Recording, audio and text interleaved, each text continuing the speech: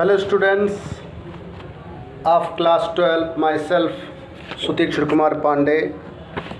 This is the second part of the lesson, The Homecoming, written by Rabindranath Tagore. As you know that we have learnt until that there was peril in it. Next, come to start the lesson, the second part of the lesson. The boys began to heave at the log with all their might, calling out 1, 2, 3, go. At the word go, the log went, and with it went Makhan's philosophy, glory and all. The boys, सारे के सारे बच्चे जो वहाँ पर इकट्ठे थे, जो फटिक के मित्र थे, जो फटिक के मित्र मंडली के थे, सारे के सारे लोग, the boys began to heave, सारे के सारे बच्चे फटिक के ऑर्डर पर क्या करते हैं, began to heave. Began to का प्रयोग किया गया है। आप जानते हो बिगेन टू का प्रयोग लगा, लगे, लगी, जब कोई कार्य अचानक आरंभ हो जाए तो वहाँ पर बिगेन टू का प्रयोग करते हैं। तो चूँकि पास्ट टेंस में, इसलिए बिगेन टू, उसके बाद हीव। हीव का मतलब होता है उठाना, जैसे रेज का मतलब उठाना। तो चूँकि वहाँ पर नीचे से हल्के से उठा करके ढकेलने की बात थी, तो यहाँ पर क्या हुआ, the boys began to heave at the log. बच्चे उस लॉग पर अपने विद ऑल दियर माइट, अपने संपूर्ण शक्ति के साथ, विद ऑल दियर माइट, अपने संपूर्ण शक्ति के साथ, यानी इस बच्चे अपना पूरा जोर लगा करके पूरे शक्ति के साथ एट द लॉग, उस लट्ठे पर अर्थात उस सिल्ली पर, बिगेन टू हीव, उठाने लगे, अर्थात उस सिल्ली को पूरी शक्ति के साथ ढकेलने लगे। कॉलिंग आउट, पुकारते हुए, कहते हुए, 1, 2, 3, 1, 2, 3 कहते हुए उस सिल्ली को अपनी पूरी शक्ति के साथ उठाने लगे। And at the word go, और गो शब्द पर, यानी जाओ, यानी चलो, यानी एक साथ इसको फेंक दो, इसको ढकेल दो।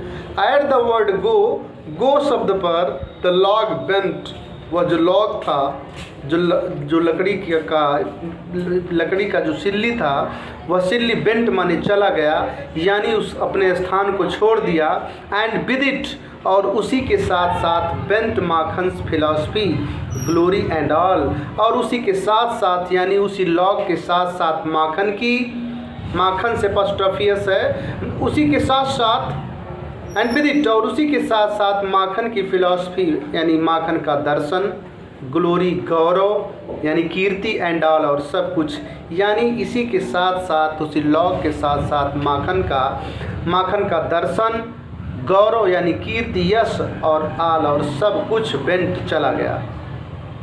All the other boys shouted themselves hoarse with delight. All the boys, चूँकि उसको उन्होंने अब जहाँ ढकेलना था ढकेल दिया, तो क्या, all the boys, other boys, सारे के सारे अन्य बच्चे, यानी फटिक को छोड़ करके, all the other boys, फटिक को छोड़ करके सारे बच्चे, चूँकि यहाँ पर छोड़ करके तो नहीं है, लेकिन all the other boys की बात हो रही है, यानी फटिक को छोड़ करके, all the other boys, फटिक को छोड़ करके सारे के सारे बच्चे, shouted themselves hoarse, हार्स यानी तीखी आवाज़ में, शाउटेड चिल्लाने लगे, विद डिलाइट माने आनंद के साथ। सारे के सारे बच्चे, दूसरे बच्चे फटिक को छोड़ करके आनंद से विभोर होकर के, यानी आनंद के मारे, खुशी के मारे बहुत तीखी स्वर में चिल्लाने लगे। But Phatik was a little frightened, but Phatik, किंतु जो फटिक था, वॉज माने था, अ लिटिल माने थोड़ा सा, फ्राइटेंड माने डरा हुआ। फ्राइटेन माने होता है डरना, और फ्राइटेंड माने डरा हुआ, पास्ट पार्टिसिपल है, वाज के साथ थर्ड फॉर्म यूज हुआ है। But Phatik was a little frightened, किंतु फटिक थोड़ा सा डरा हुआ था, यानी थोड़ा सा डर गया था। ही न्यू, वह जानता था, व्हाट वाज कमिंग, क्या आने वाला था, अर्थात क्या होने वाला था। वह जानता था कि क्या आने वाला था, अर्थात क्या होने वाला था।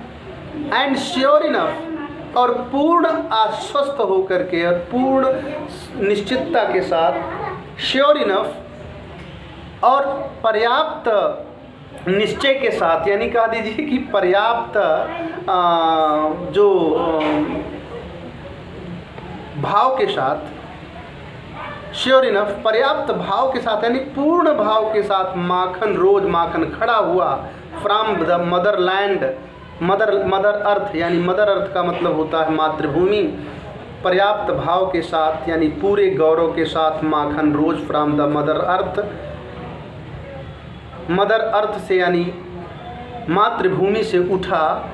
Blind as fate, blind as fate का मतलब होता है मूर्ख की तरह। ब्लाइंड एज फेट यानी भाग्य पर पूर्ण विश्वास, यानी भाग्य की तरह अंधा होकर के। कहने का मतलब ये कि भाग्य जैसा अस्पष्ट होकर के, यानी ब्लाइंड का मतलब जिसे कुछ ना दिखाई दे, अस्पष्ट हो, यानी भाग्य की तरह अस्पष्ट, यानी मूर्ख की तरह।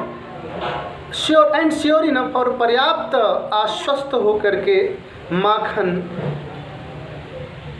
श्योर माखन ब्लाइंड एज फेट, एक मूर्ख की तरह फ्रॉम मदर अर्थ, मातृभूमि से रोज खड़ा हो गया। And screaming like the Furies, अब यहाँ फ्यूरी का प्रयोग किया गया। फ्यूरी का मतलब होता है क्रोध की देवी, जिनके सांप जैसे लंबे लंबे सपेले की तरह जो है बेड़ीदार बाल हों, यही यहाँ पर भाव आता है। वो जिनकी कल्पना की जाती है वेस्टर्न कल्चर में, उन्हें फ्यूरीज कहा जाता है, यानी क्रोध की देवी की तरह। लाइक द फ्यूरीज, क्रोध की देवियों की तरह, क्रोध की देवी की तरह। स्क्रीमिंग माने चिल्ला रहा था, यानी क्रोध की देवी की तरह चिल्ला रहा था कि अब मैं कुछ भी कर जाऊंगा, कुछ भी कर गुजरूंगा। इस प्रकार से वह मूर्ख की तरह क्या करता है, अपनी मातृभूमि से खड़ा हो जाता है। ही रश्ड एट फटिक, ही माने वह, रश्ड माने तेजी से दौड़ पड़ा, एट फटिक माने फटिक पर, यानी वह फटिक पर दौड़ पड़ा, यानी वह फटिक पर कूद पड़ा। एंड स्क्रैच्ड हिज फेस, और उसके चेहरे को नोच डाला। स्क्रैच माने होता है नोचना, खरोचना, और उसके चेहरे को खरोच दिया यानी नोच दिया। एंड बीट हिम, और उसे मारा। एंड किक्ड हिम, और उसे लात मारा, यानी बीट माने मारना, मतलब हाथ से मारना। एंड किक, और किक माने भी मारना लेकिन लात से मारना। एंड बीट हिम, और उसे हाथ से।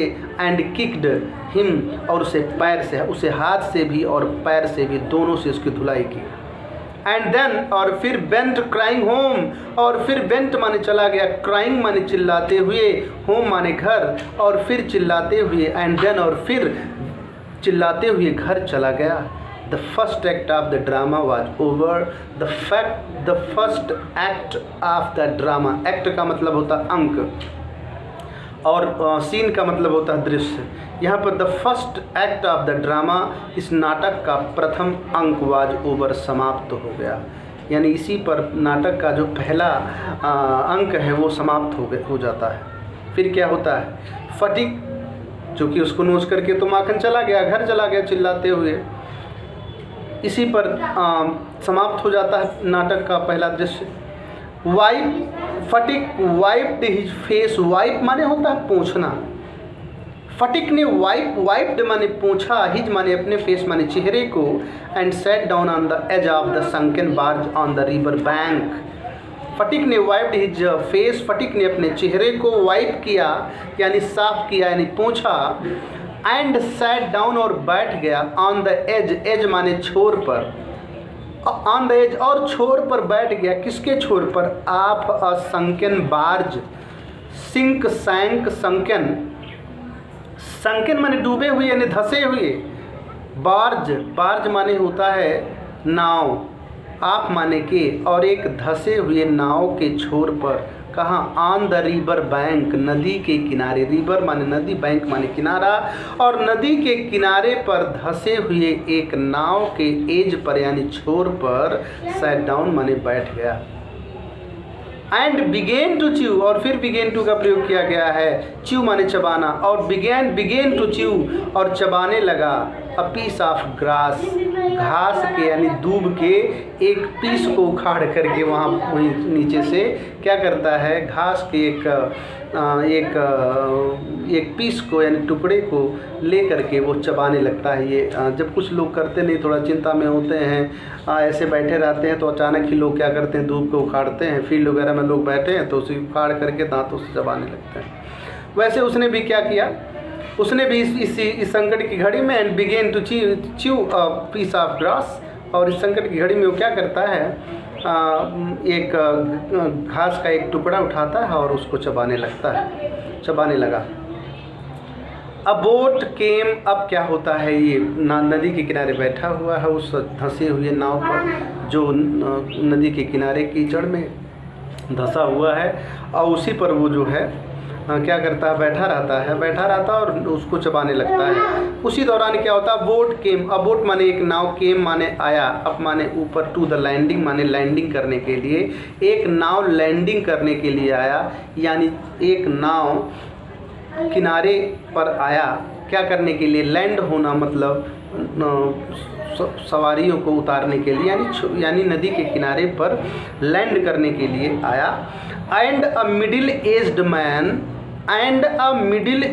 मैन, मिडिल एज्ड माने क्या होता है, अधेड़ आदमी, यानी मध्य आयु का एक प्रौढ़ व्यक्ति कह दीजिए।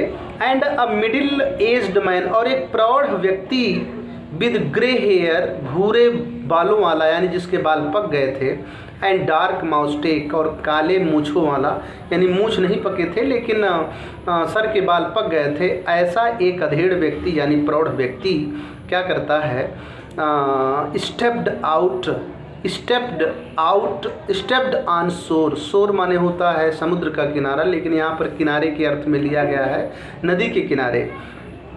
ऑन शोर यानी नदी के किनारे, स्टेप्ड उतरा, ठीक है, नदी के किनारे स्टेप्ड माने उतर गया उस नाव से। ही माने उसने, सा माने देखा, द बॉय माने उस बच्चे को, सिटिंग माने बैठे हुए, देर माने वहाँ, डूइंग माने करते हुए, नथिंग माने कुछ भी नहीं। उसने वहाँ, देर माने वहाँ, उसने वहाँ यानी उस नदी के किनारे जहाँ पर वो उसकी नाव आकर लैंड करती है, उससे वह उतरता है।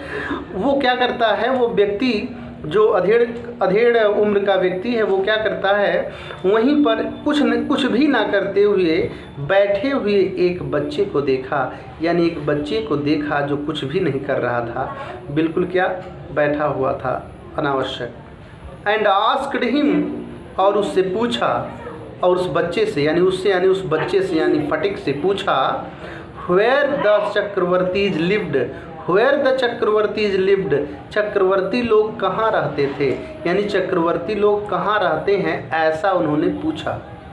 उस व्यक्ति ने पूछा कि चक्रवर्ती लोग यानी चक्रवर्ती का जो परिवार है वो कहाँ रहता है, उसका घर कौन सा है। Phatik went on chewing the grass, Phatik क्या, वेंट ऑन माने चूँकि आप